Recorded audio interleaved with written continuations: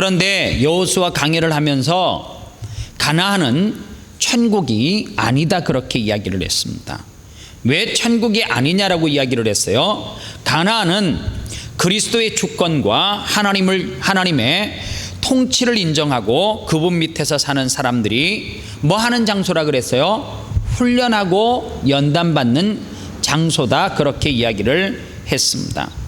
그러면 가나안이 천국의 모델이 아니라고 하면, 자 보세요. 요단은, 즉 요단강은 우리가 찬송가 가사에서 이야기하듯이 죽음을 넘나드는 강이 아니다라고 단정 지을 수가 있잖아요. 그죠? 그러면 요단은 도대체 무엇을 상징하는 곳인가?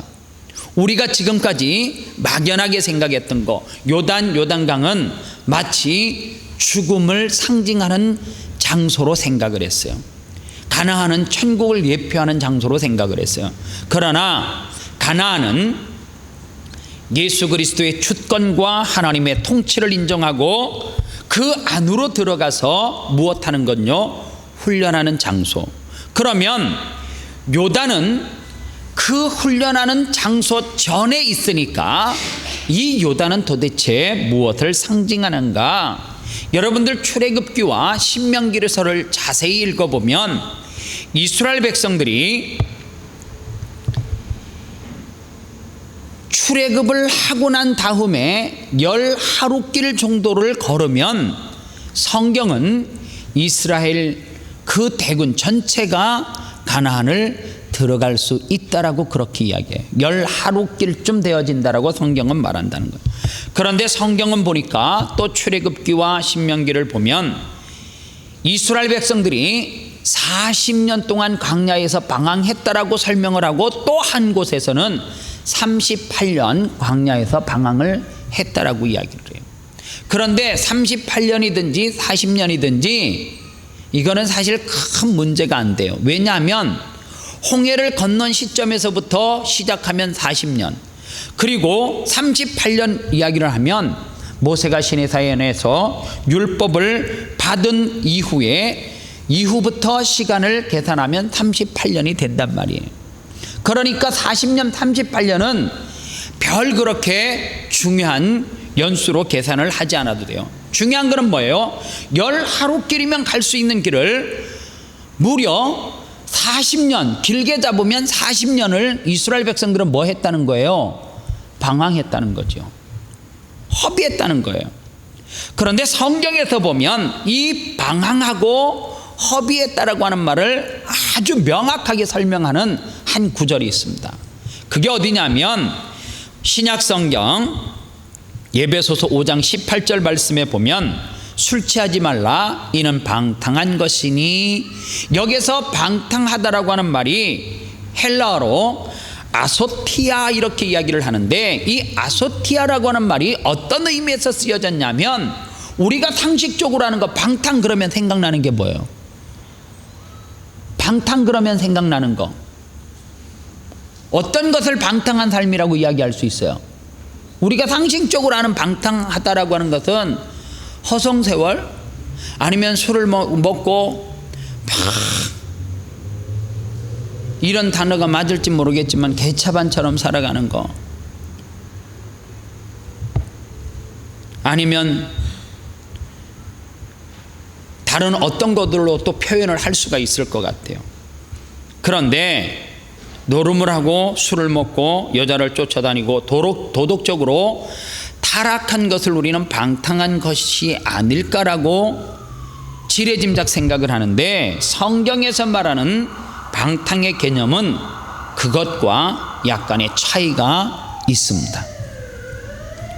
성경에서 말하는 방탕은 시간과 세월을 낭비하는 것이라고 말씀을 하는데, 세월을 어떻게 낭비하는 거예요? 이것은 시간의 길이로 이야기하는 것이 아니라 시간의 의미를 말하는 거예요. 그러니까 여기서 방탕했다, 시간을 낭비했다, 허송세월 했다라고 하는 것은 이스라엘 백성들이 왜 40년 동안 10하루 길이면 갈 수 있는 길을 40년 동안 헤맨 이유가 뭐예요? 왜 이스라엘 백성들이 광야에서 40년 동안 방황하는 삶을 살았어요? 이유는 다른 데 있잖아요. 그들은 누구에게 불순종하고 하나님 앞에 불순종하고 하나님을 떠난 삶을 살고 하나님 앞에 대적하는 시간들을 갖고 그러면서 배반, 패역, 불순종, 우상을 섬김 이러한 것들을 통하여서 이스라엘 백성들은 광야에서 40년 동안 헤맬 수밖에 없다는 거예요. 그래서 여러분들 아무리 내가 시간을 분 단위로 아니면 시간 단위로 하루로 쪼개서 인생을 알차게 살았다 할지라도 여기서 시간을 낭비하다 방탕하다라고 하는 말은 내가 술을 먹고 고주망태로 살아가고 이런 도덕적인 타락을 이야기하는 것이 아니라 하나님이 없는 삶, 하나님과 관계없는 삶을 살면서 살아갔던 그 시간의 의미를 뭐라고 이야기하는 거예요? 방탕했다, 그렇게 이야기하는 거예요. 그래서 여기서 40년의 시간을 낭비했다라고 하는 것은 시간의 양적인 개념이 아니에요. 어떤 개념이에요? 어떻게 보면 시간의 질적인 개념이에요. 어떤 사람이 한 인생을 살다가 마감할 때쯤 돼서 아유 내가 헛살았어 참 그 말을 들을 때 가슴이 미어지도록 아파요. 그런데 대부분이 내가 인생을 헛살았어 그렇게 고백하고 마지막 숨을 거두는 사람들을 보면 뭐가 없는 인생이에요? 그 속의 내용은 사실 들어보면 알차요. 긴 책을 한 권 낼 정도로 자기의 인생이 참 나름대로 악구가 채워져 있는 삶을 살았어요. 그런데 인생을 살면서 마감할 때쯤 뭐라고 이야기해요? 헛살았어. 왜 그런 결론에 도달하게 되느냐 하면 하나님이 없는, 하나님과 상관없는 인생을 살다 보니까 전도서에서 말하듯이 헛되고 모든 것이 헛되다라고 하는 고백을 하는 것이 어쩌면 당연한 거예요. 여러분들 한번 생각해 보세요. 제가 1절에도 말씀드렸지만 우리의 인생이 결국에는 보면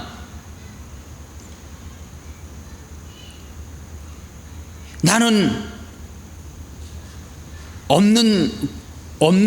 아무것도 없는 곳에서 출발해서 내가 이렇게 큰 저택을 만들었고 이런 좋은 차를 사고, 저는요 참 가슴이 아픈 게 다른 게 가슴이 아픈 게 아니에요.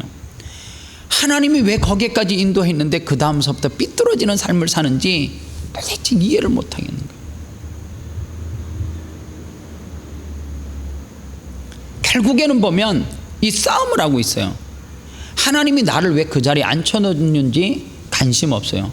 나는 오늘 다른 사람에게 자랑할 만한 좋은 차를 사야 되고 좋은 집을 늘려서 가야 되고, 결국엔 그러다 보면 나 화장실 6개 집 살았다. 그리고 인생을 마감할 때쯤 되면 누구든지 그렇게 고백할 수밖에 없어요. 헛되며 모든 것이 헛되다라고 고백할 수밖에 없는 거 아니에요? 죽음 앞에서 헛되다라고 고백하지 않을 수 있는 사람이 어떤 사람이에요? 하나님과 관계 있는 삶을 살았던 사람. 그 관계가 뭐예요? 하나님이 내 삶 가운데 중심에 딱 자리를 잡고 있는 거예요. 그래서 내 삶 가운데 무조건 하나님 앞에 여쭤보는 거예요. 하나님 어떻게 할까요? 하나님이라면 어떻게 하셨을까? 매 순간마다 이럴 때 하나님은 어떻게 하셨을까? 하나님이 내게 지혜의 영을 주시고, 하나님이 내게 물건을 주시고, 하나님이 내 자녀에게 건강을 주시고 나에게 건강을 주셨어요. 하나님께서 나에게 필요한, 이 땅에서 필요한 그 모든 것들을 다 주셨어요. 그때 내가 하나님이라면 이러한 것을 누릴 수 있도록 주셨을 때 하나님이라면 어떻게 하셨을까? 그렇게 돌아보면서 매 순간 묻고 살아가면 헛되다라고 하는 고백을 하지 않을 수 있는데, 우리는 요단이라고 하는 이 요단강이라고 하는 의미를 잘 몰라요. 무슨 의미를 잘 모르느냐? 여러분들 오늘 성경 말씀에 보면 요단이라고 하는 것이 바로 이거예요. 옛 습관, 옛 간습, 옛 고정관념, 불순종, 이러한 것들을 다 요단강에다 수장시키고 어디로 가는 거예요? 가나안으로 들어가는 거예요. 요단강이 그런 의미가 있는 거예요. 예수 믿기 전에 우리는 하나님 앞에 불순종할 수 있어요. 그래서 우리는 매 순간을 어떻게 살아가는 거예요? 헛된 삶, 방탕한 삶을 살아가는 거예요. 왜? 하나님과 관계없는 삶을 아무리 바쁘게 살아가도 그것은 어떤 삶이에요? 헛된 삶이잖아요. 방탕한 삶인데, 이 방탕한 삶을 어떻게 해요? 요단강에다 다 던져버리고 수장시키고, 그리고 가나안에 들어가는데, 가나안은 그리스도인이 어떻게 해요? 그곳에 들어가서 하나님의 통치와 그리고 하나님의 영역 가운데 들어가서 무엇을 받는 거예요? 훈련을 받는 거예요. 훈련은 어떤 사람이 받을 수 있어요? 마음의 단단한 준비를 하고 받아야죠. 그러나 우리는 훈련을 받을 때 가나안에 들어가서 역시 뭐가 있으면 안 돼요? 옛 습관, 옛 고정관념, 불순종, 이런 것들이 그 안에 있으면 요단강에서 수장을 시켜 버리지 못하고 가나안에 들어가면 어떤 일이 벌어져요? 여전히 하나님과 그리스도 안에, 교회 안에 들어와 있어도 관계없는 허랑방탕한 삶을 살 수밖에 없다는 거예요. 그래서 여러분들, 하나님은 우리에게 달력을 딱 보면 묶어줬잖아요. 한 주, 한 달, 1년 꽉꽉 묶어줬잖아요. 왜요? 왜 묶어줬어요? 일주일을. 그리고 일주일의 시작이 주일이잖아요. 왜 하나님 앞에 주일을 맨 앞쪽에다 놓고 일주일 단위로 이렇게 묶어줬을까? 새롭게 출발하는 새로운 출발선상에서, 또 반대 개념으로 보면 한 주 동안 살아오면서 지난날의 시간을 어떻게 하고요?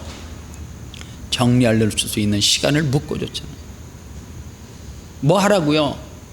요단강에다가 내가 세상적으로 방탕해서 하나님과 관계없는 삶을 살았던 것을 다 뭐 하라고? 예배를 통해서 요단강에 다 던져버리라고, 옛 습관들을 다 던져버리라고 하나님께서는 우리를 어떻게 해요? 요단강으로 인도하시는 거예요. 여호수아 1장 오늘 10절 말씀을 다시 한번 보세요. 오늘 이 말씀에 보면, 이에 여호수아가 백성들의 유사들에게 명하여 가로되, 여기서 보니까 유사라고 하는 말은 히브리 말로 소테림 이렇게 이야기합니다. 이 소테림이라고 하는 말이 어떤 뜻을 가지고 있냐면 지휘관, 이런 뜻을 가지고 있어요. 그런데 지휘관은 여러 유형의 지휘관이 있어요. 전쟁에 나가면은 전투를 해야 되기 때문에 전쟁을 지휘하는 지휘관, 그리고 작전을 이렇게 지휘하는 지휘관, 그 다음에 야전에서 싸우는 지휘관이 있고, 그리고 또 뒤에 후방에서 쳐져서 행정을 담당하는 지휘관이 있어요.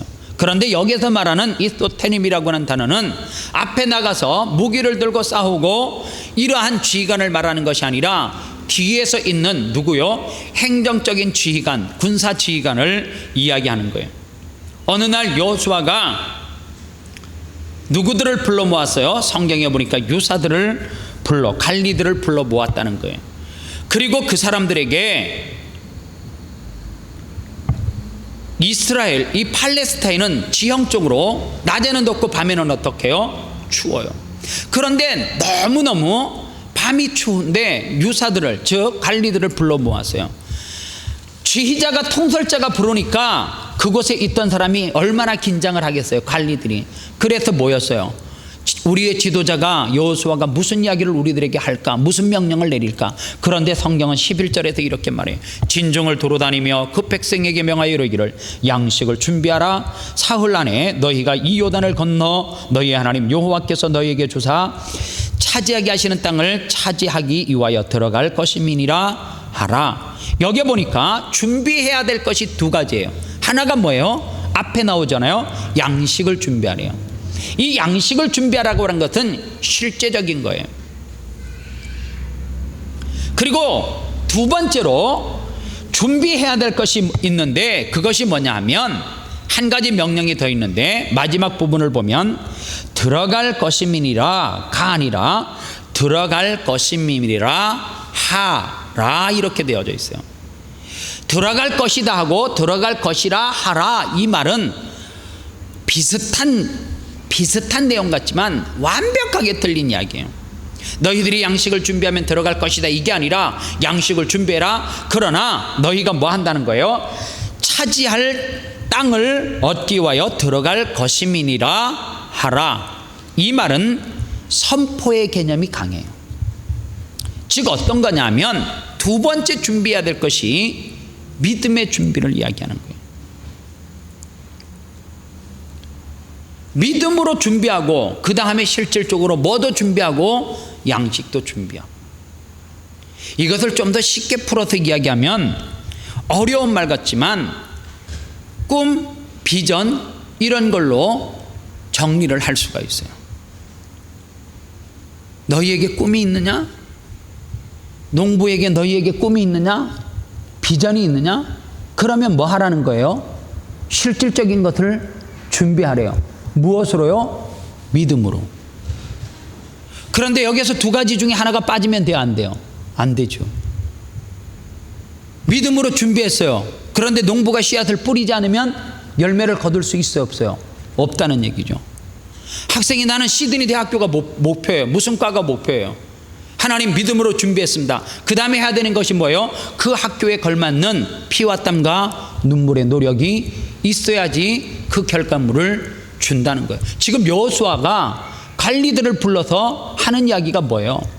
너희들이 가나안에 무조건 다 들어간다 그게 아니에요. 들어갈 것이래요. 그러나 너희들이 준비해야 될 것이 있대. 무엇을 준비하라는 거예요? 양식을 준비하고 또 하나는 확실한 믿음의 고백이 있어야 된다는 거예요. 그래야지만 사흘 후에 가나안에 들어갈 것이다. 성경은 이렇게 이야기합니다.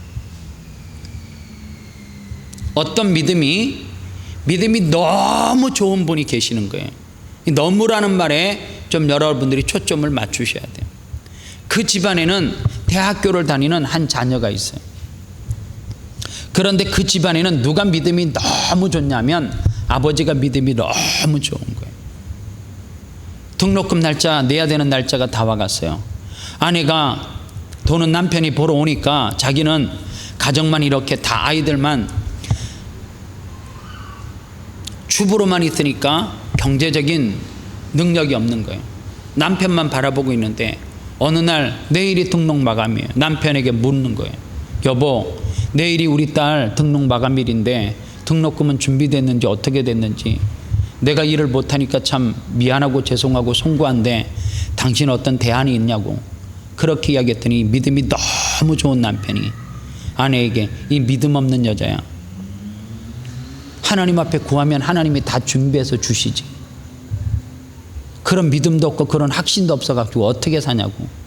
여러분들 여기서 믿음이 너무 좋은 남편에게 빠져있는 게 뭐예요? 양식을 준비하지 않은 거예요.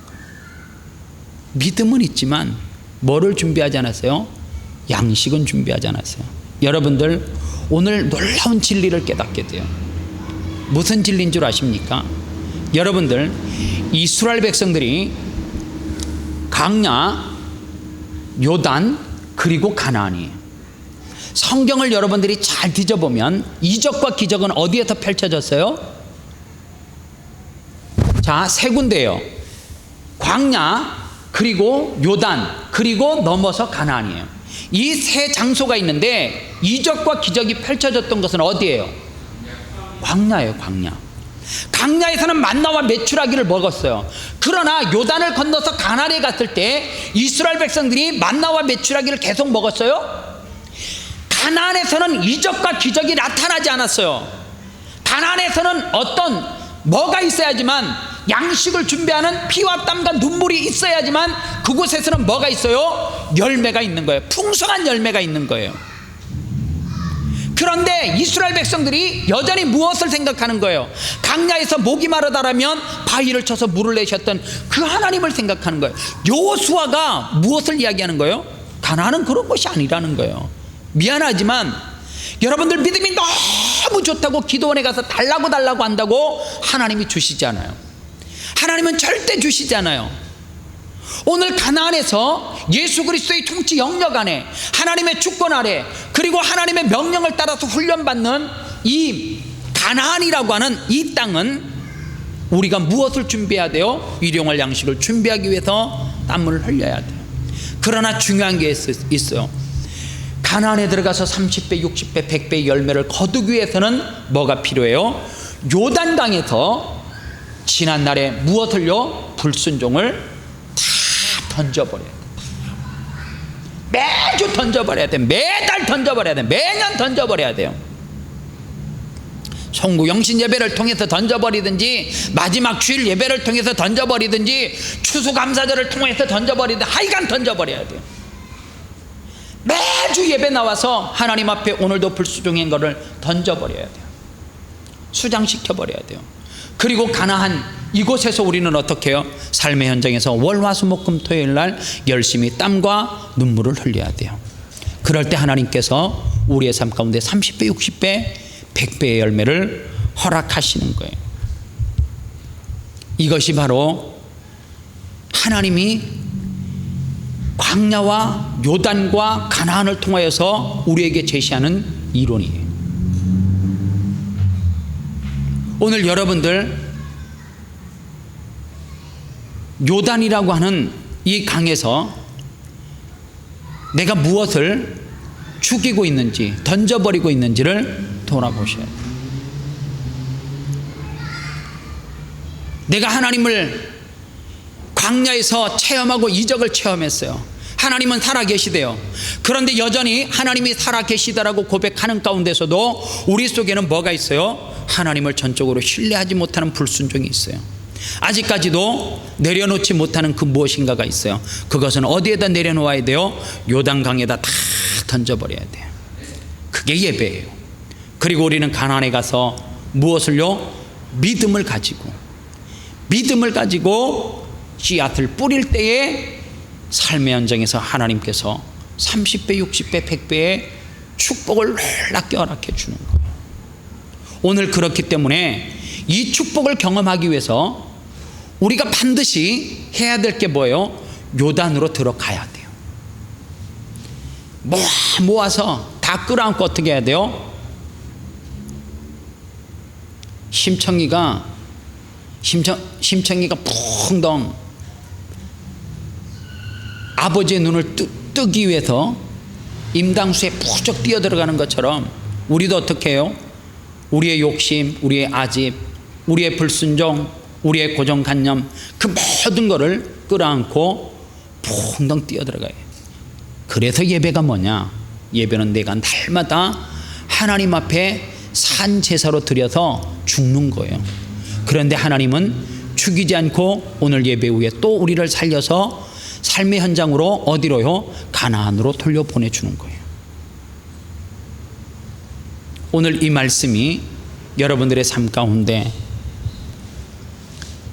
정말로 예수 믿는 사람이 방향을 바로잡고 너무 믿음이 좋아갖고, 아니면 또 반대로 너무 믿음이 나약해서 요단강 자체를 건너지 않고 아직도 이적, 기적, 체험 이것만 부르짖다가 거기에서 이적을 보여주면 하나님의 역사고 어느 날 침묵하시면 하나님의 역사가 아니고, 어느 청년이 저에게 찾아왔어요. 막 이야기를 하는데 교회에 대해서 이야기를 해요. 또 어느 순간에 그 교회에서 예수 그리스도를 체험하고 이적과 기적을 체험하고 하나님을 인격적으로 만났어요. 그런데 어느 순간에 교회에 대한 회의가 온 거예요. 그래서 제가 물었어요. 아니 네가 지금 서 있는 그 믿음은 도대체 무슨 믿음이냐? 그랬더니 과거의 믿음은 다 가짜였대요. 그럼 네가 지금 이 자리에 어떻게 서 있냐? 너는 지금 이 자리에 어떻게 서 있냐? 아니 과거 게 다 가짜면 네가 지금 어떻게 그리스도 안에서 있냔 말이야. 네 존재가 어떻게 있냐? 과거에 그랬거든요. 하나님이 응답하셨다고, 이거 나 주실 것이라고. 근데 그거를 받지 못했어요. 그랬더니 그건 잘못된 믿음이고 잘못됐다는 거예요. 완전히 그때는 내가 예수를 잘못 믿었대. 잘못 믿은 사람이 아니면은 세상으로 뛰쳐나가죠. 넌 어떻게 그리스도 안에 있냐 내가. 그런데 결국에는 무엇에 대한 충돌이냐면 광야에서 이적과 기적을 체험했어요. 그런데 지금 요단에서 뭐 하지 못하는 거예요? 요단에 올 수 있는 것은 뭐가 있기 때문에, 광야에서 이적과 기적을 체험했기 때문에 요단까지 오는 거지. 그리고 요단을 건너는 거지. 과거에 있었던 그 믿음이 가짜가 아니에요. 오늘 여러분들이 여기에 서 있는 것은 광야와 같은 삶 가운데 훈련과 연단을 통해서 이적과 기적, 불순종을 통해서도 막 하나님께서 달라니까 줘. 어거지로 막 기도하니까 하나님이 줘. 막 기도해. 하나님 방언 주세요. 막 흔들면서 기도해. 줘, 하나님이. 그런데 어느 날 와서 말씀을, 성경을 공부해 보니까 그거 가짜. 아니요. 하나님은 이 자식이 내 자식이기 때문에 한 번 택한 사람은 때를 쓰더라도, 때를 쓰면 자식이 때 쓰면 죽인 줘요. 너 한 번 당해봐라. 줘. 똑같은 개념이야. 그러나 거기서 무엇을 신뢰요? 아버지 하나님을 신뢰하게 되지. 뭐가 자라는 거예요? 잘못된 신앙 가운데서도 믿음이 자라긴 자라.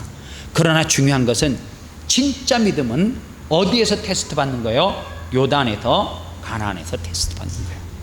그러나 가나안과 요단은 어느 날 갑자기 우리 앞에 쫙 나타나는 게 아니에요. 광야에서 이적과 기적을 체험하고, 만약에 지금 여러분들이 생각하는 삶 가운데, 내 삶 가운데 이적과 기적이 막 나타나고 있으면 광야에, 그리고 여러분들은 반드시 어느 시점에 요단에 도착할 거예요. 요단에 도착해서는 철저하게 그것을 내려놓아야 돼. 다 내려놓아야 돼. 그리고 비록 내 삶 가운데 이적과 기적이 나타나지 않는 어디라 할지라도, 가나안이라 할지라도 요단에서 다 던져버리고 들어가야 돼요. 그리고 요단에서 그때 진짜 영적인 싸움을 싸우는 거예요. 거기서 하나님의 기쁨을 체험하기 위해서는 뭐 해야 돼요? 요단에서 여러분들의 하나님과 방탕한 관계없는 것, 그 모든 것들을 수장시켜버리는 저와 여러분들 되시기를 바랍니다. 기도하겠습니다. 이 시간 특별히